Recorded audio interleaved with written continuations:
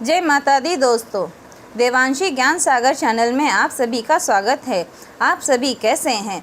आशा करते हैं कि आप सभी खुश होंगे, मंगलमय होंगे और अपने अपने घर में अपने अपने परिवार के साथ में हंसी खुशी होंगे। तो चलिए आज हम जानते हैं इस वीडियो में कि घर में दरिद्रता कैसे आती है, किन कारणों से आती है और उसे दूर करने के छोटे छोटे उपाय जो हम घर में अच्छे से कर सकते हैं। इन छोटे छोटे उपायों से जो है हमारे घर की दरिद्रता भी चली जाती है और घर हमारा सुंदर और स्वच्छ बना रहता है। तो चलिए शुरू करते हैं आज का वीडियो। पहला, आज जो हम जानेंगे कि घर में हम जहां अपने कूड़े कचरे को रखते हैं वहां पर डस्टबिन के बगल में देखिए कि गंदगी रहती है। कई जगह ऐसे होते हैं कि हमारे घर में मॉड्यूलेट किचन हो जाते हैं। हम अपने घर में डस्टबिनों को उसी प्रकार छोड़ देते हैं, लेकिन कभी कभी ऐसा होता है कि जो कचरा है कोने कोने में जाके छुप जाता है। बाद में वही कूड़ा कचरा सड़के बदबू देने लगता है। तो ऐसे जगह पे माता लक्ष्मी का वास नहीं होता है। वहाँ पर जो होता है दरिद्रता माता का वास होता है, जिससे माता लक्ष्मी धीरे धीरे उस घर से रुष्ट होके चली जाती है और दरिद्रता माता खुशी खुशी उस घर में आ जाती है। जहाँ दरिद्रता का वास होता है, समझिए उस घर में हमेशा नेगेटिव ही चीज़ें आएंगी। क्यों, ये भी आपको बताती हैं। गंदगी आ गई अर्थात वहाँ पर दुर्गंध हो गया, और गंदगी जहाँ पर होती है वहाँ पर नेगेटिव चीज़ें भी आती हैं। ये है पहली बात। इसलिए हमें जो भी है कूड़े के डब्बे के बगल में हमेशा स्वच्छ रखिए, सुंदर रखिए। उससे ये होता है कि आपका घर भी स्वच्छ रहता है और सुंदरमय होता है। दूसरा उपाय ये होता है कि अगर हम कभी भोजन बनाते हैं, भोजन बनाते समय हमेशा हम कभी भी किसी महिला को देख लीजिए, किन्हीं किन्हीं की आदत होती है कि भोजन बनाते समय ही उसी हाथों से भोजन भी करती हैं या कुछ ना कुछ काम शुरुआत कर देते हैं, या भोजन करते समय कोई रोटियों को मांग रहा है तो हम ऐसे ही हाथों से उठा के देने चले जाते हैं। जी नहीं, कभी भी हम जब काम करते हैं तो ऐसे नहीं करना चाहिए। ये गलत भी होता है और अन्नपूर्णा माता का अनादर भी होता है। इसलिए हमें जो है रोटी हमेशा प्लेट में ही रख के देना चाहिए। वो दिखने के लिए भी अच्छा लगता है। अगर कोई बाहर से आया तो हमारा मान सम्मान भी रहता है और माता लक्ष्मी का आगमन भी होता है। क्यों, इससे जो है अन्नपूर्णा माता का जो है माँ आदर सम्मान करते हैं, जिससे माता अन्नपूर्णा हमारे पर खुश रहती है और हमें आशीर्वाद और आशीष देती हैं कि हमारा घर हमेशा अन्न और धन धान्य से भरपूर फूला रहेगा।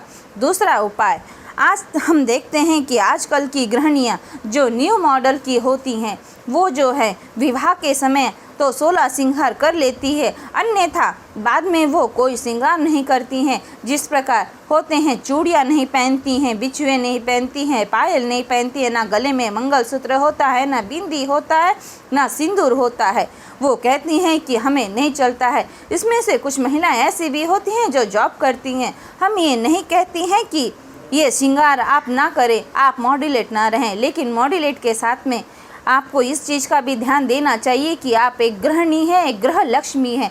लक्ष्मी हमेशा 16 श्रृंगार में ही अच्छी लगती है। आप रोज़ ना कीजिए, लेकिन सप्ताह में शुक्रवार के दिन आप धीरे से थोड़ा सा श्रृंगार कर लीजिए। कुछ ना कर पाएँ तो आप 2 हाथों में चूड़ियाँ डालिए, जो हरे रंग की कांच की चूड़ियाँ होती हैं, आप 2 डाल लीजिए। पैरों में बिछुए को रख लीजिए, छोटी सी बिंदी लगा लीजिए और सिंदूर लगा लीजिए। ये होती है माता लक्ष्मी, क्योंकि शुक्रवार के दिन जो होता है माता लक्ष्मी का वास होता है। इसके लिए कहा जाता है कि घर की जो महिला होती है उसे लक्ष्मी का स्वरूप माना जाता है। तो लक्ष्मी के स्वरूप के लिए इसलिए कहा गया है कि हमेशा जो घर की लक्ष्मी होती है उसे हमेशा मुस्कुराना और खुश रहना चाहिए। जो खुश रहती है उसी घर में माता लक्ष्मी वास करती है। तीसरी बात, हमेशा हमारे द्वार पर जो है जूते चप्पल ऐसे ही बिखरे पड़े रहते हैं। जी नहीं, हमें ये नहीं करना चाहिए। अगर जूते चप्पल बिखरे होते हैं तो ये गलत होता है। हमेशा जूते चप्पलों को बगल में रखिए, या आप जो हैं जूते चप्पल रखने के लिए जो रैक होता है उसमें रख दीजिए। ये उचित कार्य होता है। सुबह उठते ही हमें पहले अपने घर में से एक लोटा जल ले लीजिए। घर के अंदर से ही द्वार के ऊपर थोड़ा सा जल छिड़क दीजिए और चौखट को शीश से नमन कर लीजिए। जैसे कि हम हाथों से हाथ लगाते हैं और उसी हाथ को अपने शीश पे नमन करते हैं और कहते हैं, हे माता लक्ष्मी, ये जो काम है ये घर की गृहिणी का है।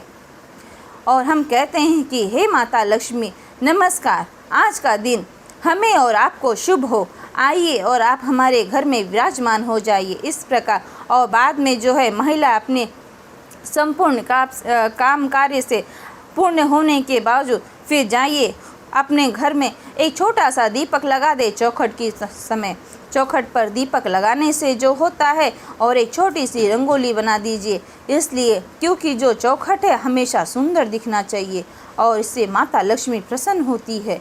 ये जो होती है घर में जो अगर किसी की नेगेटिव ऊर्जा है वो निकल जाती है, वो द्वार पे से ही निकल जाती है। अगर द्वार पे से नेगेटिव ऊर्जा निकल गई तो घर में कहाँ पर आई। उपाय ये है कि हमें सप्ताह में एक बार ज़रूर अपने घर के कचरों को अच्छे से साफ़ कर ले। घर की जो जालियाँ लगी रहती हैं मकड़ी की उसे भी अच्छे से स्वच्छ कर ले और घर में जहाँ तक हो रोज़ाना उसमें समुद्री नमक डाल के घर को अच्छे से फर्श को पोंछा जाए। फर्श को पोंछने के बाद में उस जो जल को बचते हैं उस जल को हमेशा वॉशरूम में डाल दिया जाए और सप्ताह में एक बार तो ज़रूर एक मुट्ठी भर जो समुद्री नमक होता है उसे हमें अपने शौचालय में डालना चाहिए। शौचालय जो है वो हमेशा हम कितने भी स्वच्छ रखते हैं, लेकिन जो जहाँ तक देखिए नेगेटिव जो पावर्स होती है ना वो शौचालय से अधिक होती है, क्योंकि वो गंदगी जगी रहती है। भले हम कितना भी स्वच्छ रखें लेकिन माना जाता है उसे गंदगी ही, क्योंकि अगर हम स्वच्छ रखते हैं तो उसमें हम हमेशा रह तो नहीं सकते ना बेटा, उसमें रहता है तो है हमेशा गंदगी और दुर्गंध ही रहते हैं।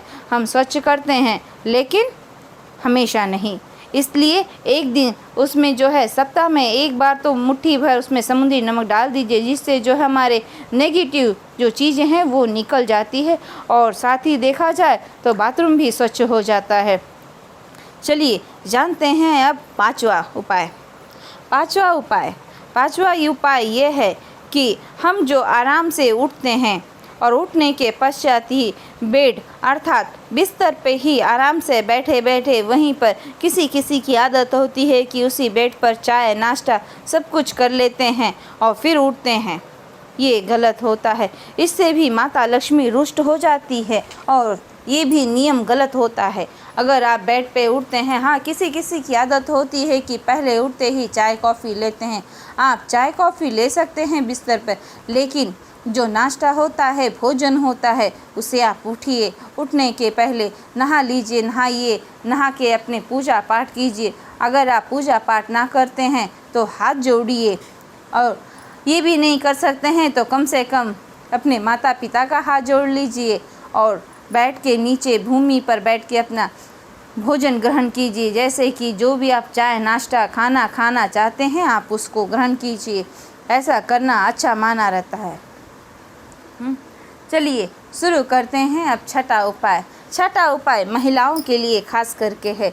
महिलाएं काफ़ी घरों में ऐसा होता है कि महिलाएं भोजन तो बना लेती हैं लेकिन रात्रि में जो है भोजन के बर्तन हमेशा यूं ही जूठे छोड़ देती है।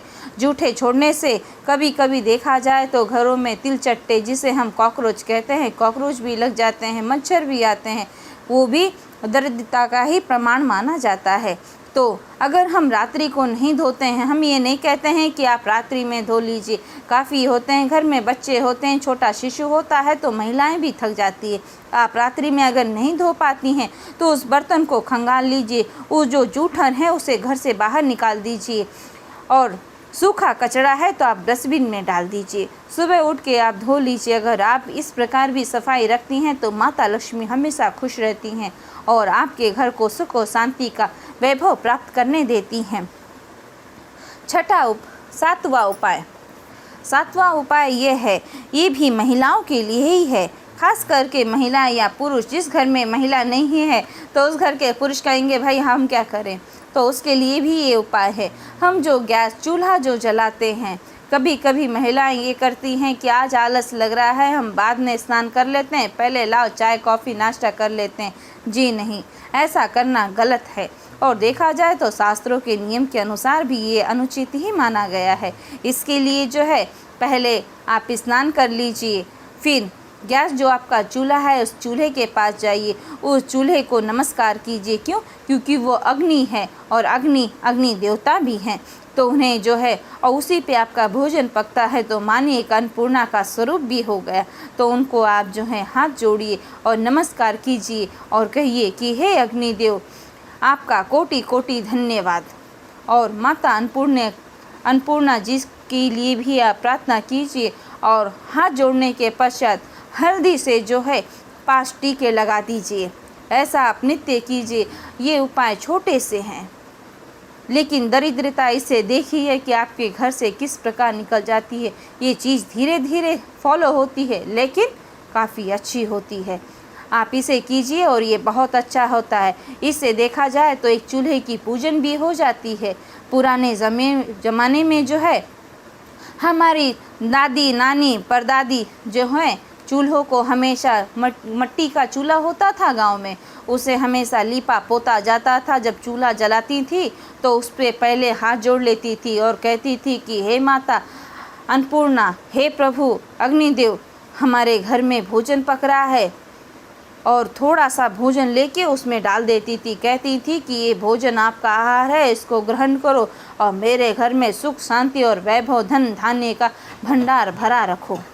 ये इसलिए करते थे क्योंकि उनको भी पता है कि उनको थोड़ा सा एक भोग चढ़ाना होता है। हम ये नहीं कहती कि आप गैस के अंदर ही डाल दीजिए, अन्यथा आप लोग गैस के अंदर डाल देंगे और बाद में कहेंगे कि अरे आपने तो यही बताया था और मेरा गैस खराब हो गया। ऐसा भी ना करें। चलिए, तो कैसा लगा आप सभी को आज का वीडियो? अगर मुझसे कोई गलती हो तो प्लीज़ मुझे क्षमा कीजिएगा और मेरे वीडियो को लाइक कीजिए, शेयर कीजिए, सब्सक्राइब कीजिए, कमेंट ज़रूर कीजिएगा। अगर आप कमेंट करेंगे तो अगर मुझे इससे कोई गलती होती है तो मैं उसे ज़रूर सुधारूंगी, और अच्छा लगे तो भी मुझे बताइएगा, क्योंकि आगे मुझे वीडियो बनाने के लिए मोटिवेशन मिलता है। तो ठीक है, जय माता दी, धन्यवाद। आप सभी को माता दी हमेशा खुश रखे, मंगलमय रखे और आपके घर में भी माता लक्ष्मी का सदैव वास रहे।